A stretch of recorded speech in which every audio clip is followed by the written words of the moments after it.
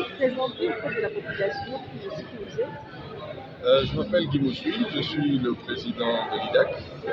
L'IDAC, c'est la plateforme de dialogue entre plusieurs acteurs, la société civile, le gouvernement et les entreprises minières, ainsi que les entreprises des artisanats miniers qui visent le développement durable dans le Grand Katanga.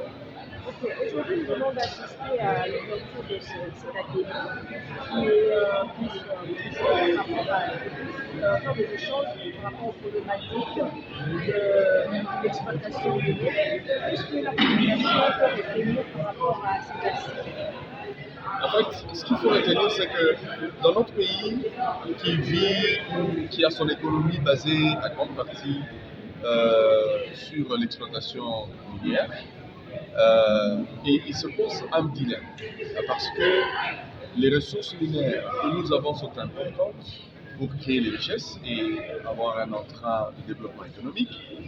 Mais en face, on se trouve dans un contexte où le réchauffement climatique et la détérioration de la biosphère demandent à ce qu'on puisse prendre des mesures environnementales qui vont quelque peu en porte-à-faux avec l'exploitation minière. Alors que faire? Nous avons pensé, l'IDAC et l'IDAKI, qu'il était important de réfléchir sur la question afin de faire jaillir choc des idées, des orientations, des recommandations qui permettraient une conciliation entre ces activités ou ces points de vue, de sorte qu'on trouve des voies et moyens pour permettre des activités minières dans un contexte où l'environnement est protégé. Et nous avons choisi cette période expressément parce que, comme vous le savez, il y a la COP27 qui vient et notre gouvernement va participer. Et au niveau international, le Congo est pointé comme une des solutions maîtresses pour la protection de l'environnement. Alors il est important que le Congo, en ayant aille d'une façon préparée, avec des arguments avisés, et sache comment défendre notre pays pour qu'elle puisse profiter de cette opportunité pour entrer dans le Conseil des Nations et prendre une place considérable. Il y a une question phare qui est intervenue dans le débat. C'était de savoir, est-ce qu'il est permis aujourd'hui, est-ce que c'est possible de faire l'exploitation minière dans des zones protégées? Je crois que Mme Tina a répondu à cette question parce que c'est une question très complexe. Maintenant, dans le contexte où nous parlons de l'environnement en général, mais la particularité des aires protégées laisse certaines inquiétudes d'avoir des activités dans ces zones.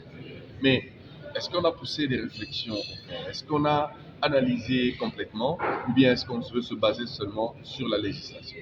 Les lois sont là, elles sont faites par les hommes, mais les mêmes hommes qui peuvent réfléchir et trouver, n'est-ce pas, des solutions qui peuvent faire modifier la loi et permettre que certaines choses qui aujourd'hui n'étaient pas possibles deviennent demain. Je vais vous donner un exemple. Vous avez appris que l'Europe est en train de rentrer dans le nucléaire. Ils ont promis qu'ils vont arrêter le nucléaire à la fin de cette année. Mais ils veulent prolonger. Pourquoi? Ils veulent rentrer au charbon. Ça fait des années qu'ils ont pris des décisions de ne plus aller au charbon. Ils y rentrent. Pourquoi? Parce qu'il y a une crise énergétique sans précédent qui a été créée à cause de la guerre. En face, ils ont des populations qui ont besoin d'énergie, parce que s'il n'y a pas d'énergie, elles vont mourir. Et de l'autre côté, il y a l'environnement qui va être protégé, parce que si on ne la protège pas, on va tous mourir. Que faire? On laisse mourir les gens aujourd'hui ou on trouve des solutions de sorte que pendant qu'on protège les gens aujourd'hui, on voit de quelle manière on peut protéger aussi l'environnement. C'est dans ce contexte que je pense que nous devons tous nous axer. Et je suis convaincu que les intelligences sont ici pour trouver des voies et moyens pour permettre une exploitation, même dans les zones qui sont protégées. C'est possible.